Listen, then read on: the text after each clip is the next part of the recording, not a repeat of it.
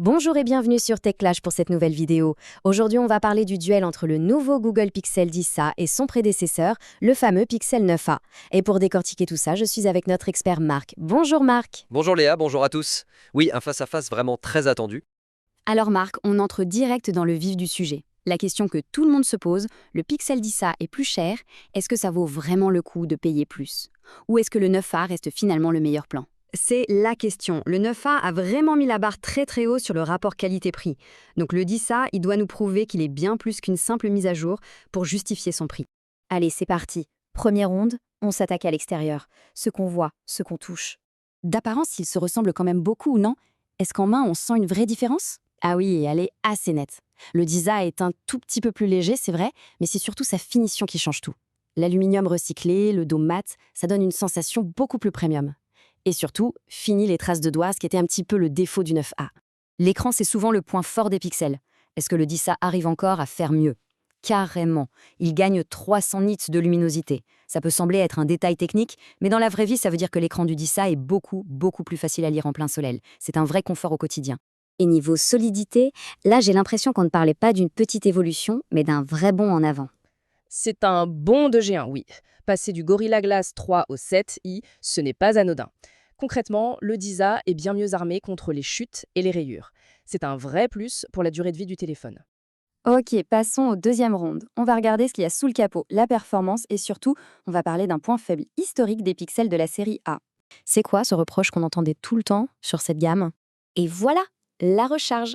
Pendant des années, c'était vraiment le talon d'Achille, la plainte numéro 1 des utilisateurs. Exactement. C'était le gros point noir. On avait un super téléphone, mais qui mettait un temps fou à se recharger. C'était assez frustrant.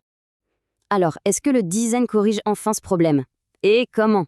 Il intègre enfin une charge rapide de 45 watts. Récupérer la moitié de sa batterie en seulement 30 minutes, ça change la vie. Fini le stress de la panne en milieu d'après-midi. C'est intéressant parce que les deux téléphones ont la même puce, le même moteur. Comment est-ce que le 10A arrive à être plus performant? C'est toute la magie du logiciel. Le 10A utilise la même puce mais de manière plus intelligente. Il est optimisé pour Android 16 et il a des fonctions d'IA exclusives, comme ce coach photo qui va donner des conseils en direct pour prendre de meilleures photos. L'expérience est juste plus fluide, plus maligne. On attaque le dernier round et celui-là, il pourrait bien être décisif. On ne va parler que d'une seule nouveauté, mais elle est énorme surtout en matière de sécurité. Pour bien comprendre de quoi on parle, mettons-nous en situation. On s'imagine en pleine randonnée, loin de tout, en montagne. Plus de réseau, impossible d'appeler, d'envoyer un message. L'isolement total. Et là, un pépin arrive. Dans ce cas-là, pouvoir communiquer, ce n'est plus du confort, ça devient une question de survie. Et c'est là que le Pixel 10A apporte quelque chose d'absolument incroyable, n'est-ce pas? Oui, c'est le SOS par satellite. Honnêtement, c'est une révolution. Cette fonction, qui était réservée aux téléphones très chers, arrive maintenant sur un milieu de gamme. Ça peut littéralement sauver des vies. Bon, après ce combat très serré, c'est l'heure du verdict. Pour qui est fait le 9A et pour qui est fait le 10A?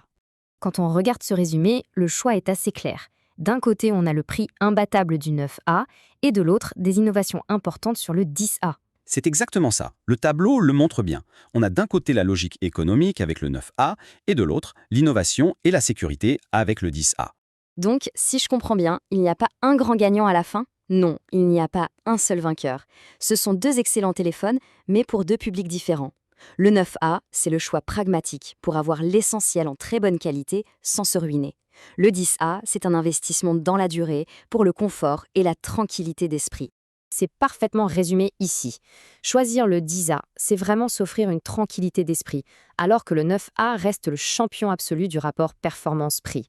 On termine sur cette question qui résume tout l'enjeu. La réponse dépend vraiment des priorités de chacun et c'est ça qui rend ce choix si intéressant.